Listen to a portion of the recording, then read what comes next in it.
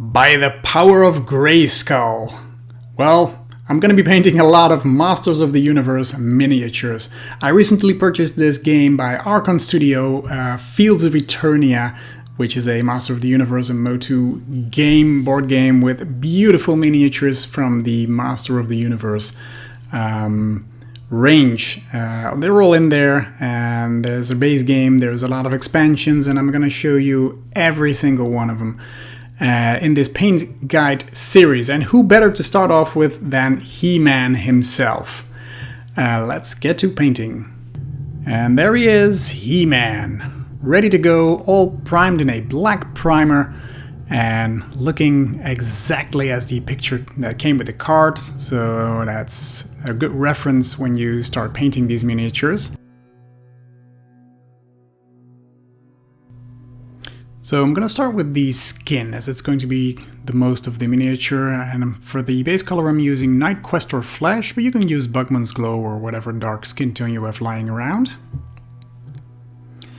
Now there's a lot of skin showing here, so make sure to take your time and really put in an effort, because this is going to be the more visible part of this mini. I'm going to show you how I achieved quite a simple nice end result. Now before I continue on the skin, I first paint in the eyes, and as you can see I left a black area in the eye sockets so that the eyes are kind of surrounded by a tiny bit of black, and it's easy to do so very early in your painting. I'm also covering the teeth in this case, because if you make a mistake you can kind of clean it up with the base color you used for the skin. And also when the black around the eye, for example his right eye now, is too big, and you just push it back with the skin tone. Now once you're satisfied, wash your entire mini with some flesh shade. I'm using Wayland flesh shades for this one.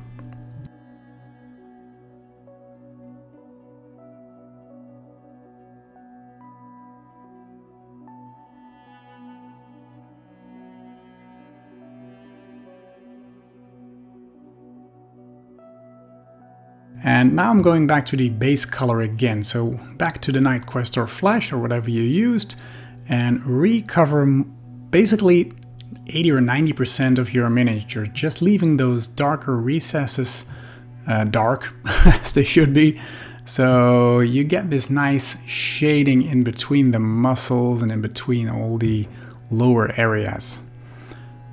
So this is an important step, because if you start highlighting immediately after your wash, the contrast will be too big and it will not really look realistic anymore.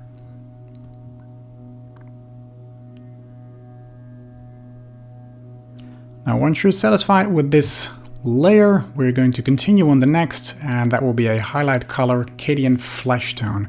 Just bring in a little bit of yellow into the mix, and this Cadian really has that combined into one paint. What we're going to do here is paint more or less 70% of the area we painted before. So there is still a little bit of the base color showing just in the deeper parts, so the very edges, and the parts that would reflect the most light should in the end be the brightest. So the top part of these abdominal muscles, his chest pack, his fingers, his upper legs, stuff like that should be the brightest in the end. And it's important to determine where your light source is coming from, so that part should of course be the brightest. Next, his nips are showing, and we're going to paint them with a mixture of Tuskar Fur and Night Quest or Flesh, just to get that pinkish look. Then it's time for the cloth. Doombull Brown as a base color is a nice orangey brown to start with.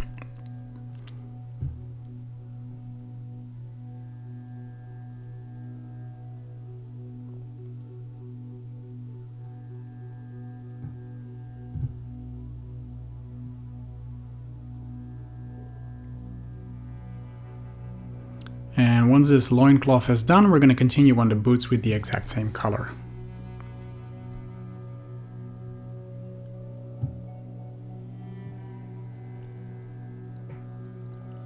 Now on his boots are a bunch of straps, which we're going to paint with Rhinox hide or any dark brown color you have, just to make them pop out, otherwise they get lost but there are fun little details in this mini, so make sure to point them out.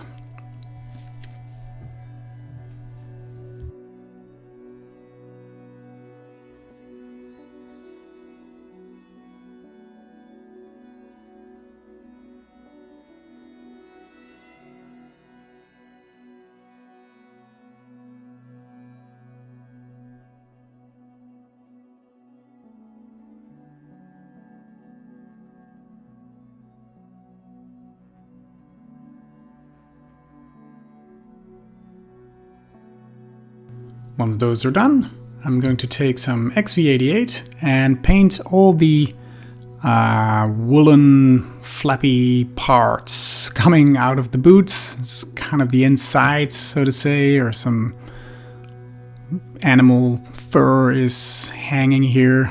I don't know exactly what to call it, but you get the point. We're going to be highlighting that later on.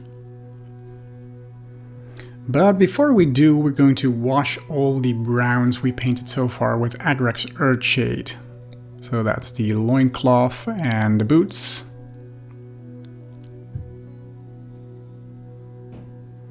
To get those nice darker areas just right. Now make sure to let that dry before we continue, of course.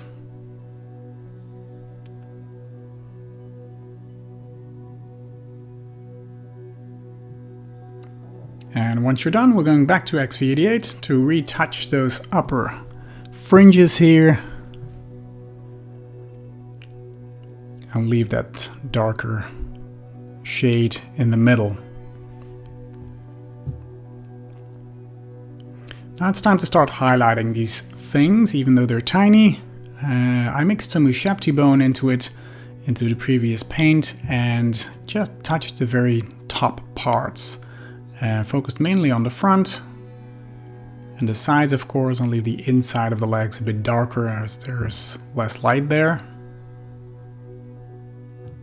Looking very nice. Now, to go back to the loincloth, we're going back to Doomble Brown and just pick out those more visible plucks of fur or whatever it is. I'll leave the shaded area as it is. Did the same on the boots, and I'm picking it up even further with some pure Tuscarora fur, giving it a tiny pinkish finish. Do the same on the boots, just highlight those toes here as well. And now it's time for the hair. Again, XV88, nice and yellow as a base tone for our blonde hair.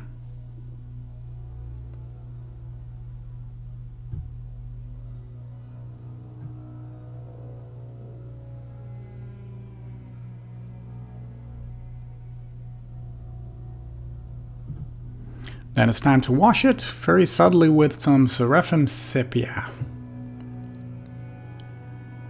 It's just a very light shade because I thought the other ones would be way too strong. Next I'm mixing some Zamacy Desert into the XV88 and picking out the individual hairs that you can see on the head.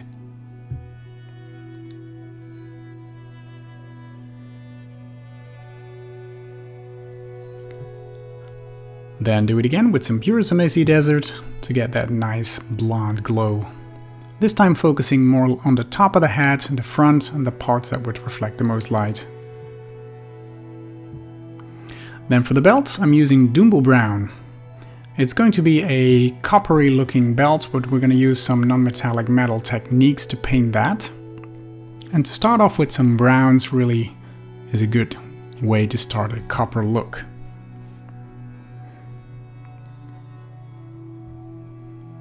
Do the same on the bands on his arms. And the first highlight will be with XV88.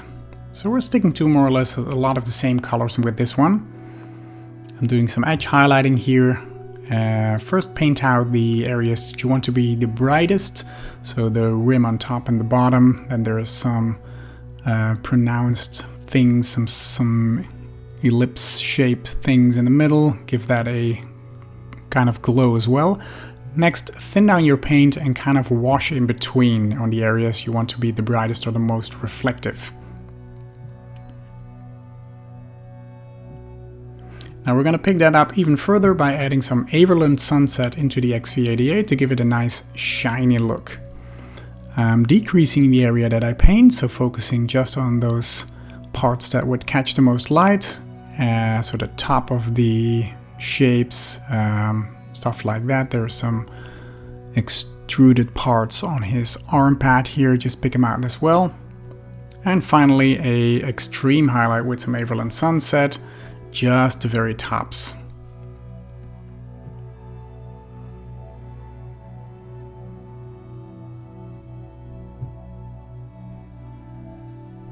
You get that nice dark copper gold look. Then some dark Reaper to paint the black, the darkest part of the metal. So his entire shield and his chest armor and his sword I painted with this color. Again, we're going for a non-metallic metal look.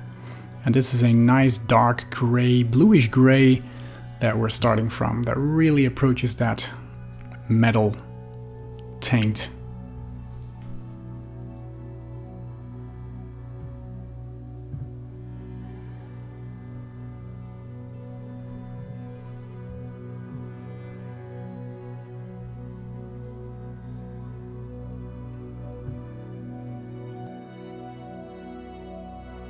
Now the inside of the shield I painted with gray sears, since I'm going to use a contrast paint to paint that part. It's quite hard to reach, so I decided to go for the easier way and just use a contrast paint there. So cover it with this gray sear, make sure to let that dry, and then just slap some snakebite leather on it, giving it an instant nice wooden look with some nice browns and yellows all in one paint job.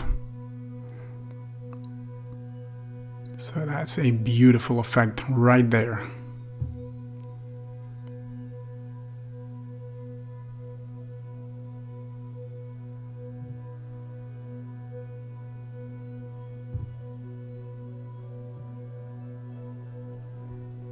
Once that was done, I went to Mephiston Red, a nice bright red for the inside of the shield.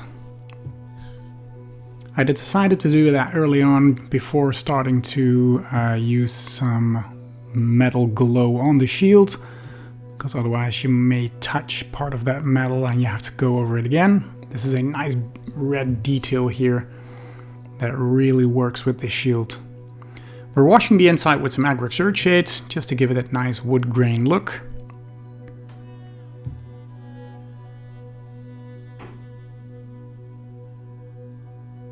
And once this is dry, make sure to let that dry really well. We're going back to the original Mephiston Red and picking out those wood grain details. Also do the chest cross in the same color. This felt so rewarding. It's like the key feature of this miniature, his famous chest armor with the cross, the shield. This red really works. For the first highlight of the metal, I'm using Thunderhawk blue to create a brighter bluish glaze on all the reflective metal parts. Again, here, make sure that you know where your light is coming from, and all your reflection should come from the same side to make it realistic. So I'm using it on all the metal armor, the sword, the shield, and the chest armor here. Focusing on those higher parts to be the brightest, and I'm mixing some gray sear into the Thunderhawk blue to get my second highlight here. Just focusing on the top part of basically everything.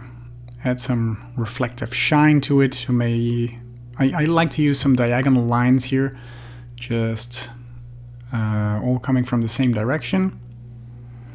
That really work towards that realistic look. Now at first you just see those lines, but the trick here is to blend all those colors together, and in the end use pure gray sear as a highlight on all of it, and do the same. So first draw some lines on those reflective parts, the really shiny parts, water down your paint and just blend the previous layers together by working from the darkest towards the brightest part. Then a final extreme highlight with some pure white scar. I used just on the very top, the very edges of the sword, just to give it that nice crispy sharpness.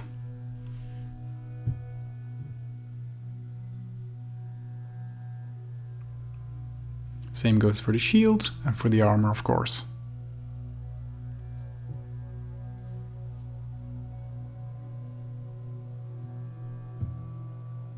Now the red I'm highlighting a little bit with some Evil Sunz Scarlet, just pick out those edges.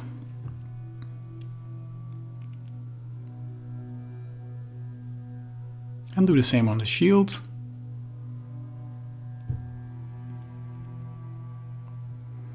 And then with some XV88 I'm painting all the tiles on the base.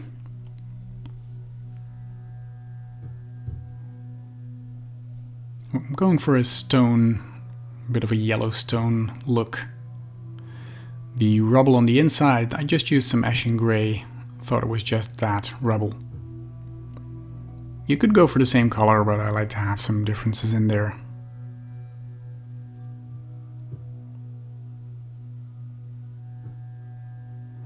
And while that dries, I'm painting the final details on the Mini, which is some straps on his lower arms here with some dried bark. On the back here as well.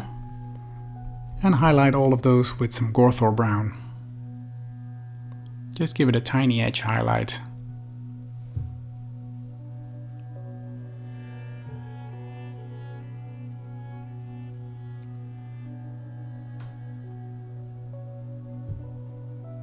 Now with some Agrexert shade, I'm dirtying up the base, as well as the yellow as well as the grey parts, that is. So just slap it on there, let that dry, and then take some Zamesi Desert and edge highlight the yellow stones.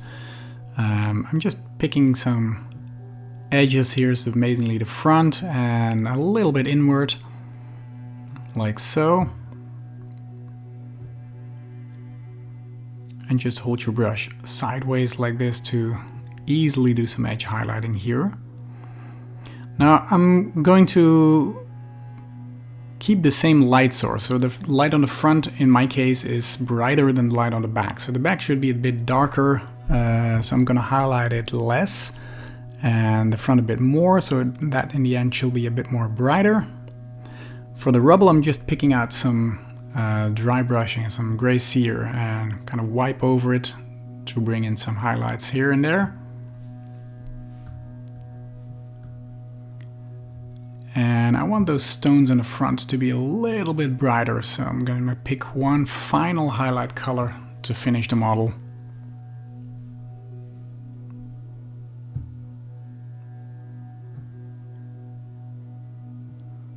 And to do so, I'm just using some Ushabti bone. I'm picking out those tiny edges on the front